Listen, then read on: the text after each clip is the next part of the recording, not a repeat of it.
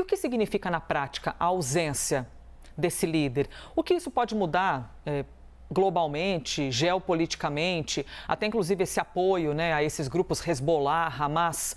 Vamos conversar agora com o professor que já está aqui com a gente, para que nós possamos compreender todo esse cenário, o professor de Relações Internacionais da PUC, aqui de São Paulo, Rodrigo Amaral. Professor, puxa vida, cenário internacional já está daquele jeito, com guerras, e agora a notícia, hein, da morte do presidente iraniano. Não é de se assustar que, inicialmente, quando as pessoas souberam da morte, muitas pensaram assim: nossa, será que isso tem alguma relação de algo ter sido arquitetado, de ter sido planejado? E a gente está recebendo as informações sobre as questões geográficas e por ter batido ali, ter também uma montanha no meio do registro da morte. O que o senhor ficou sabendo? Eu estou chamando o senhor gentilmente, tá bom, professor? Porque naturalmente, ao olhar-te, eu chamaria de você. O que você ficou sabendo, professor, sobre a morte e as causas, né, que estão sendo divulgadas? Bom, bom dia. Acho que, em primeiro lugar, é um prazer estar aqui com vocês mais uma vez. O noticiário do Oriente Médio tem sempre chamado a atenção por temas de violência, enfim, tem trazido temas graves e, particularmente nessa segunda-feira, a gente tem duas notícias muito importantes, né? Uma que vem do Tribunal Penal Internacional sobre o conflito em Israel e na Palestina, e particularmente a morte do presidente iraniano, né? E eu acho que esse primeiro ponto é fundamental, né? Na noite de ontem, no caso aqui do Brasil, quando nós recebemos essa informação, a primeira suspeita sempre é de uma possível ação que tenha derrubado esse helicóptero. Evidentemente que até agora não há nenhuma notícia a respeito disso, inclusive a gente teve a mobilização de até parceiros iranianos, né? A gente teve uma participação ativa aí das tecnologias de drone da Turquia para investigar se houve algum tipo de mobilização para a derrubada do helicóptero. Até agora nada, né? O que de fato a gente pode afirmar é que, inclusive, o próprio helicóptero era um helicóptero americano, né? Foi importado dos Estados Unidos e é uma tecnologia que não tem entrado, né, no Irã já há algumas décadas, né? Então, tem uma série de analistas que têm apontado aí pela falta de manutenção. E o Irã tem, inclusive, um número alto, né, de acidentes aéreos.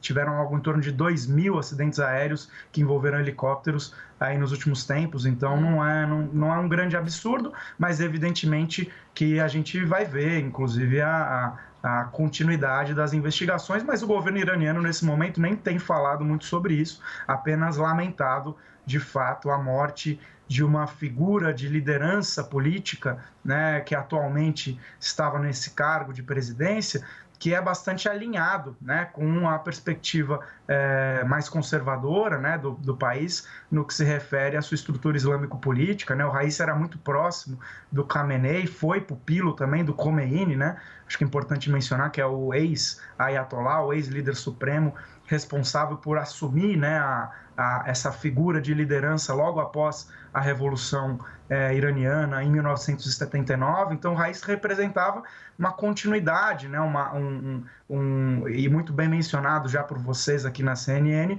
tinha essa perspectiva de que ele poderia ser o sucessor do Khamenei, né? Estava sempre muito próximo dele, tinha uma política externa muito ativa, né? E uma visão muito nacionalista, né?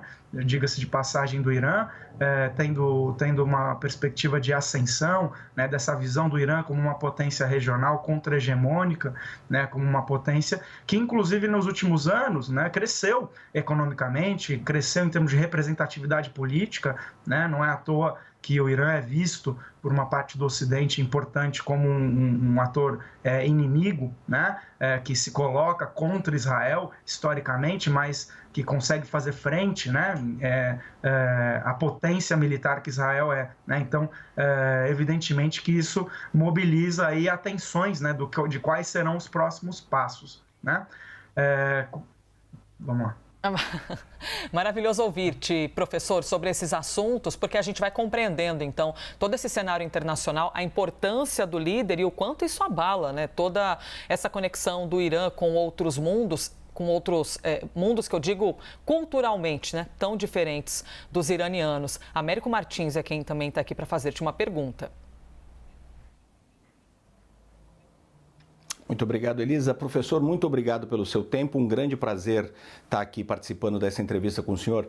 A gente sabe que o líder supremo no Irã é que toma as decisões finais, tanto de política interna como de política externa. Mas, obviamente, o presidente, como a segunda figura na política do país, também tem muita influência nessas áreas. Minha questão é o seguinte: o Irã está envolvido em muitos dos pontos de tensão no Oriente Médio, porque financia e apoia Hezbollah, Hamas, os Houthis no Iêmen, milícias na Síria e no Iraque. O que a morte do Raisi e a escolha de um novo presidente pode afetar na política do Irã em relação à região, em relação ao Oriente Médio e aos conflitos dessa região? Perfeito, Américo. Obrigado pela pergunta. Eu acho que, inclusive, se a gente retomar um pouco da história recente do Irã, a gente tem perfis de lideranças políticas um pouco diferentes, né? O Hassan Rouhani, que foi o ex-presidente, ficou por 2 mandatos ali, ele era visto mais como um ator político moderado, né? Ele foi responsável, inclusive, por conseguir encaminhar um acordo nuclear com os Estados Unidos na época. Ele tinha uma visão um pouco mais moderada. Alguns vão afirmar que ele foi colocado um pouco de escanteio, ele ainda tem uma posição importante, algo como um conselheiro ali na Assembleia de Especialistas, né, do Ayatollah Khamenei, mas ele foi colocado um pouco de lado e, evidentemente, quando a gente olha pela escolha do Raisi, a gente vê uma escolha de intensificação, de potencialização desse papel de líder regional que o Irã vem desempenhando nos últimos anos, né? A morte dele, em alguma medida, gera uma certa dúvida. Se eu tivesse que apostar, eu acreditaria que o próximo presidente vai nessa linha um pouco mais ativa, mais conservadora também, né? Atualmente, o vice-presidente, que é o Mokhber, que está nessa posição agora provisória, digamos assim, ele em alguma medida está alinhado nessa agenda, mas não é uma figura de grande representação executiva, né? Ele tinha um cargo importante nos anos anteriores num órgão político que chama Setad, né, no Irã, que era responsável por ações de caridade, né? É um órgão que tem bastante capacidade econômica, foi responsável, por exemplo, por desenvolver a vacina da Covid-19 do Irã. Se a gente lembrar bem, lá em 2020, 2021, o Irã foi um dos primeiros a fazer uma vacina, né?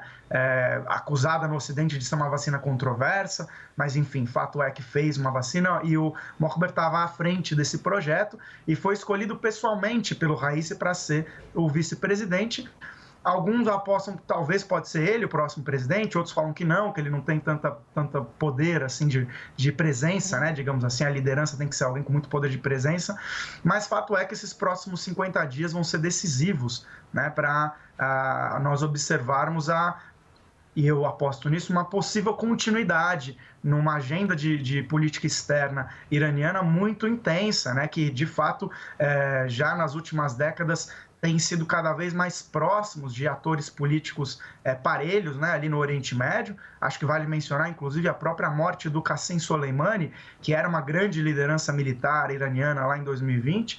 Ela foi feita justamente num processo desses, né? O Qasem Soleimani estava em Bagdá, estava numa reunião com a Frente de Mobilização Popular Iraquiana, né, que é um conglomerado aí de mais de 40, hoje 60 partidos políticos islâmicos, né, iraquianos, que faziam parte desse espaço dos aliados iranianos ali no Oriente Médio, né? Então, eu não acredito que haveria um recrudescimento nesse sentido, né? Eu acho que a perspectiva é a escolha de uma liderança política que dê continuidade a esses processos, ainda mais se nós continuarmos assistindo um cenário de presente tensão, como é o que está nesse momento na região, né? Acho que a guerra em Gaza, sem dúvida nenhuma, gera um alerta e uma necessidade, acho que emergente, e uma percepção de insegurança que fazem esses inimigos terem posturas um pouco mais agressivas, um pouco mais ativas em termos de política externa. Então,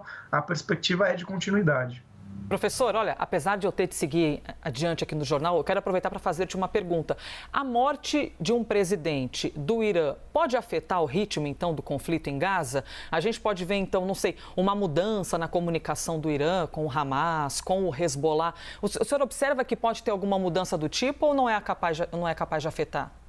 Eu acredito que não, né? Acho que, inclusive, quando nós vimos ali a Priscila falando das mobilizações internacionais, a gente vê imediatas movimentações do Xi Jinping na China, do Putin e dessas lideranças que são aliadas do Irã ali no Oriente Médio, de condolência, que, na verdade, é mais um mecanismo diplomático e narrativo de manutenção dessas aproximações, dessas proximidades. Então, acho que o que nós assistiremos, na verdade, é uma tentativa, talvez o mais rápido possível, de restabelecimento da liderança política e, digo mais, de um Estado, né, isso é importante mencionar, muito sólido, né, no sentido da estrutura política, né? O Irã, ele teve, na sua história desde a Revolução, uma solidez política, né? Nós vimos ali, acho que em 81 e 82 só, né? Em 81 teve o impeachment de um presidente iraniano e em 82 teve o assassinato, né, de um presidente iraniano, mas desde então nós tivemos, na verdade, a permanência,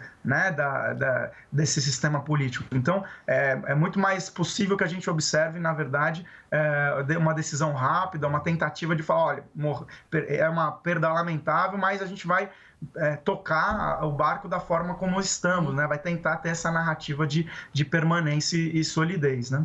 Muito bem, ouvimos então o professor de Relações Internacionais da PUC, aqui de São Paulo, Rodrigo Amaral. Professor, muito obrigada. Eu que agradeço. Américo, obrigada por participar também. Um abraço para você aí em Londres.